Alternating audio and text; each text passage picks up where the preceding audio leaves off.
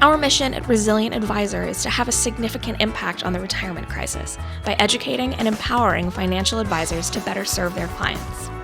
This interview is part of the How I Serve series, where we interview top financial advisors who are making a difference in the lives of their clients.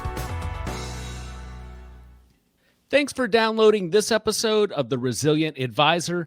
This episode is part of the How I Serve series, where I interview top financial advisors and they share their story about how they built their business, what they're doing now, and how they serve their clients. Joining me today is my friend Ross Marino, who is the founder and CEO of Transitus Wealth Partners and Advisor 2X. Ross is a serial entrepreneur and a lifelong educator. I think you're really going to enjoy this episode. Ross, thanks for coming on. Thank you, Jay. Been looking forward to this. Yeah, we were joking before the broadcast that Ross and I could just record our regular phone conversations and they would make for great episodes. But let's put some structure on this. Let's talk about your new book and then get into your business. Let's start with a book that you have coming out later this month called Shaping Change. What made you write the book? Well, I've really lived the whole theme of the book. It's shaping change, how to respond when life disrupts your retirement plans. But in my case, it was more of how to respond when life disrupts your plans. And we can go back to when I was 27 years old, which was, well, I guess more than a few years ago. I was studying for the CFP exam. I had moved to Wilmington, North Carolina to open up a financial planning practice. Didn't know anybody in the town, but I knew it was a good town to do financial planning. Within 30 days of getting there, my back locks up after a bad bounce on a trampoline, and I'm now stuck in my house for the next 6 years where I really couldn't go out and network. I couldn't sit, couldn't go meet with clients. And I went through this period where I had a wonderful set of plans of this is how I'm going to build my career and open an office and all of this is going to be great.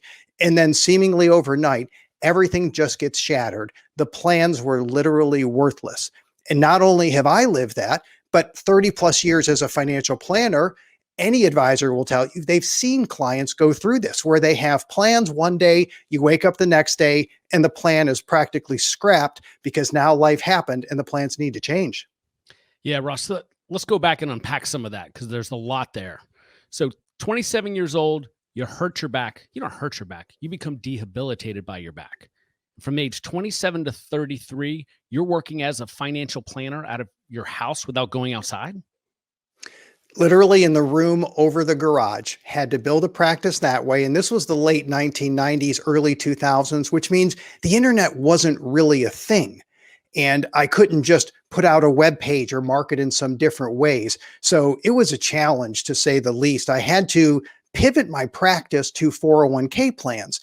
And one of the main reasons I did that is I realized there was just one place, which was a place of employment for people where I could have a client, but also I could outsource a lot of that. I could bring in enrollment people. I could do some work over the phone. So I did some financial planning, but I also had to pivot because it was really a struggle to create a book or build a book of clients when you couldn't go out and meet with them or play golf or have lunch or even just have normal meetings. The joke on my end is I wanted to have as many phone calls as possible until somebody asked to have a meeting, because then they would learn that they're going to be meeting in my dining room.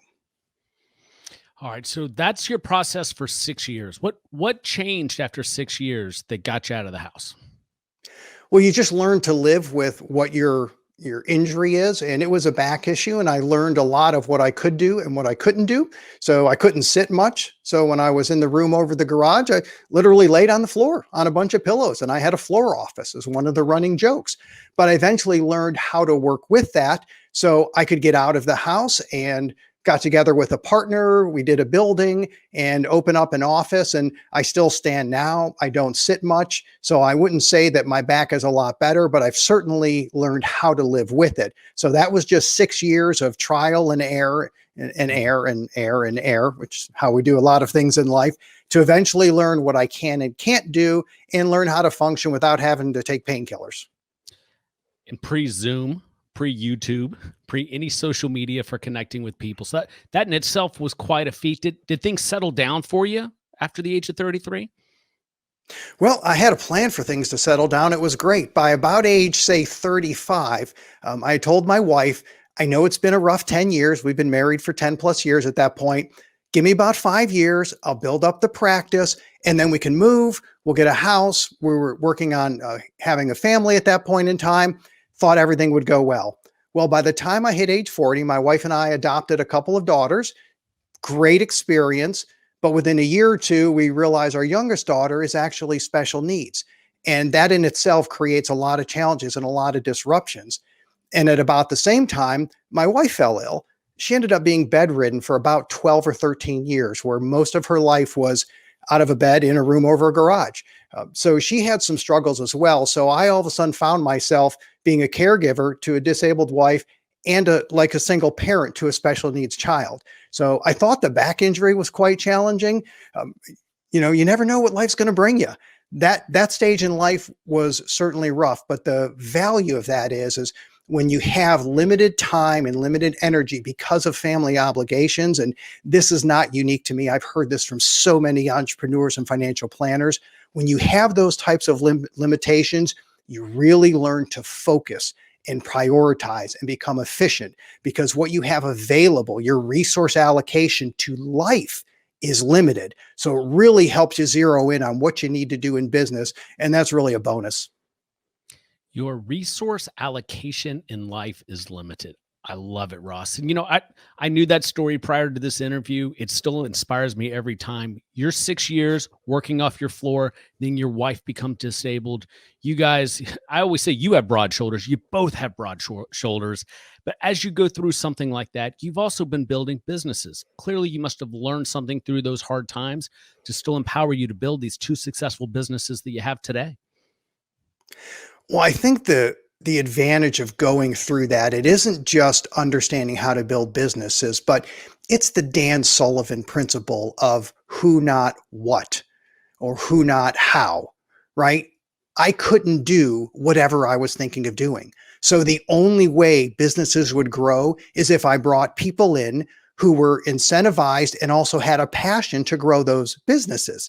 So I'm like many entrepreneurs. We have a million ideas out there, and one or two of them are actually really good. They could make businesses. But even when you zero in on something that you really think will move an industry or change the marketplace, you have to figure out how to bring in people, and then you have to be able to delegate to them and to trust them and empower them. That is not just a lesson that I learned, but I'd say it's non-negotiable. Because I didn't have the resource allocation, I didn't have the time, I didn't have the mental capacity or the energy, it wasn't optional. So I gave people the opportunity to do that. And for the right people, they love that and they get to build it. So it was no struggle. It wasn't plan B or plan C. It was the only option. And that turned out to be such a bonus because I really became more of a leader or an entrepreneur instead of a micromanager, which, man, I would stink at micromanaging. I'm so bad at it. But it worked out because I just didn't have the capacity to do that, let alone the skill set. I love Dan Sullivan's concept of who, not how. In fact, that was my favorite book of the fourth quarter last year. Let's tie this back to your book. So based on your life experiences, how can they be found in a new book? I think what you find as a financial planner for 30 plus years and for what I've experienced in my own life is that life happens and plans change. And if you go to our website, that's the front page. Life happens and plans change, because that's what I learned. And I know that when life changes and plans are disrupted, it's really hard. But you know what's even harder than that? It's trying to make life-altering decisions, some of the most important decisions you will ever make in your life, in the midst of a transition like that. And as financial planners, we're trying to help people as they walk through these life events. And we think in some conversations they're actually hearing us and they're processing it. But in truth, they may not be understanding everything that we say. An example is 2 months ago, I was ready to press approve for the book. Last thing I had to do from the publisher, a couple of edits. This is it. You can approve it. Let's do this. It's sitting in my email inbox. That's on a Monday. By Tuesday night, My wife is in an ambulance going to the hospital because she just had a heart attack. Came out of the blue, arteries are clear, she's in great health. When you look at her, you don't think heart attack risk, you think yoga. So she's one of those people where you know the stories that everybody said, what? How could she have a heart attack? So instead of sending approve on the book, I'm now sitting in the cardiac ICU, which is a very strange place if you've never been in there. Nobody's awake. There's things beeping. There's machines going on. And there you sit, wondering if you're going to have to go home and tell your daughters, mommy isn't coming home. Now, I don't want to play out this story, but I will tell you that for the next few weeks after that, as my wife was trying to recover and going in and out of the hospital, I was borderline brain dead. You may not have known that if you talked to me. We could have a conversation. It may seem like I actually know what's going on and I'm interacting, but I am in a fog. There are things I forgot. There are things that happened where I didn't just miss part of the conversation. I completely forgot that I had a conversation or I did XYZ. So I just got to live this one more time before we actually publish this book. And as financial planners, how many times have I had a conversation with a client after the death of a spouse or a divorce or something catastrophic that happened in their life and actually think that we can make decisions together? It is, I don't want to say it's unethical, it's just ignorant. I didn't quite understand until I've gone through it so many times how life events can cause you to have limited capacity, and that as financial planners, if a decision isn't important and urgent, we just need to push it off and we'll get to it down the road. That was the basis for the book. Years of actually seeing this. And even just as the book, again, is about to get published, I get one more reminder where I ended up 4 or 5 weeks really in a fog, only working part-time, because it really takes everything you have when you're in a life-altering situation like that. So as a financial planner yourself, you've sat down with clients that are in that fog themselves. Don't you by defact become a therapist or a unlicensed psychologist a lot of time with your clients? People often say, gee, Ross, you're like a psychologist. And I'll often laugh and say, I may be like a psychologist in your view, but I'm not a psychologist. I'm not remotely close to a psychologist. The certification I have, which comes from the Financial Transitionist Institute, is a certified financial transitionist. And they don't train you as advisors to be psychologists or even to be, say, a therapist, because we don't prescribe anything. But what it does train you to do is to observe and to understand when people are struggling as they go through transitions. So we want to know, are they clear in how they communicate? Do they understand what we're saying? Or are they a little foggy? Is their focus fractured? Do they lose track of where the conversation is? Or do they maybe focus on one thing that must be done or the world is going to end? And it might seem like a minor thing to the financial planner. So you're trained to actually observe and then understand what someone might be feeling and what they may be going through. And while we're not going to prescribe what they should do, we certainly use that in the financial planning process to make sure we can prioritize and help people understand what they should be doing right now, but also what they shouldn't be doing and what kind of decisions can be pushed off down the road. Ross, you and I have been in this business a long time. It started out cold calling in a bullpen for me, started out cold calling from a floor in your house for you, but there was never an element of the human side of this business. Do you think that's going to change going forward? I am so happy that the CFP board just announced that on the 2022 exam, 8% of the questions will be on the psychology of financial planning. Now, mind you, this isn't behavioral finance. I think that's important. I've geeked out on that topic for years. Why people make certain decisions, fear and greed and biases. I think that's fantastic. But to do the psychology behind financial planning, it's going to go a little bit deeper. And if they're making 8% of the questions about that, they just made it a priority. I think it dovetails their changes to their ethics in the financial planning process, where now understanding the client's circumstances becomes that first step in the financial planning process. So I see the industry moving that way. And what I think planners know intuitively, and now hopefully they'll be much more motivated, is that there's always two sides to every decision. If it's financial planning, there's the financial side, there's the human side. It's like two sides of the coin. There is no back without a front or vice versa. They are connected. Which side is more important? Well, I don't know. On a coin, do you think the front of the coin is more important than the back? Kind of sounds like a silly question. That's the way I think we need to approach it. The industry is moving that way. A lot of people are talking about it. I think the challenge is to have tools or protocols to help people understand the human side. That's what the Financial Transitionist Institute does. And I think if we can get that message out there, planners want to help. They understand it. They don't want to be therapists. They're not trying to be Dr. Sue or Dr. Bob, but they understand they have to be able to recognize where someone's at and help them make decisions. Because frankly, many of the people that are in those life events, some of the worst financial decisions they ever made happen.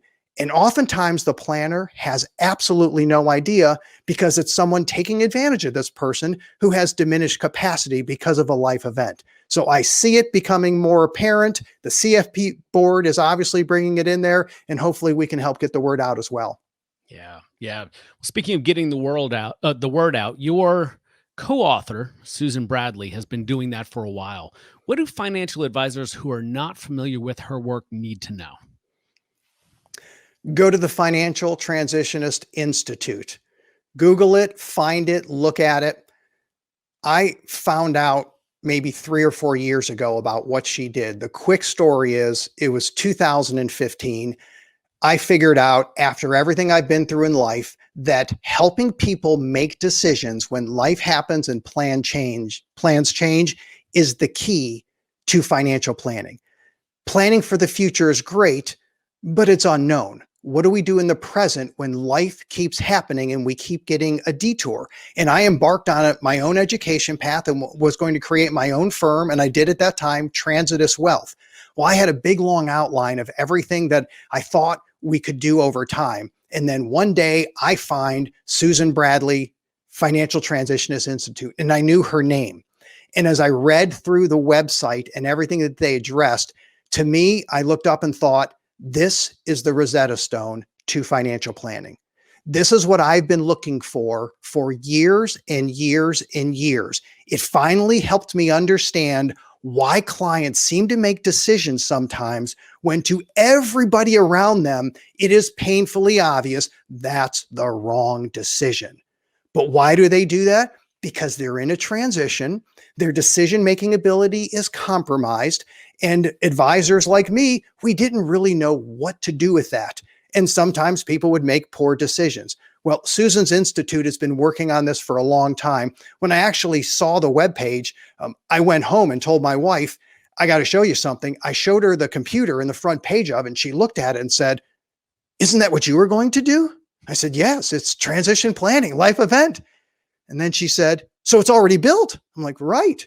And being the wife of an entrepreneur, she said, so you don't have to build it? I said, exactly, I don't. Well, you got to call this Susan Bradley. I said, already did. It's great. And the rest is history, as they say. So she's done the work that through my 30 years, at that point, 25 as a financial planner, I knew had to be done. I just didn't know what needed to be done about it.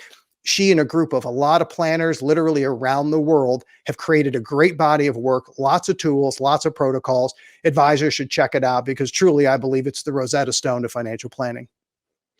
I was introduced to Susan about 2.5, 3 years ago by Brian Henderson of the Keystone Financial Alliance. And she came on the show.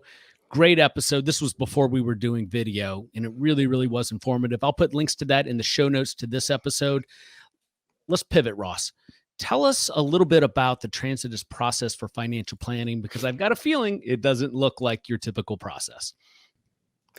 It's a 4-step process, Jay, and 2 of the steps will be familiar to financial planners. It's what we've been trained to do and what most, if not all, do and have been doing their entire career.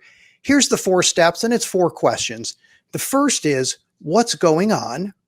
The second is, how did you get here? Third, what are you thinking? And fourth, how are you feeling?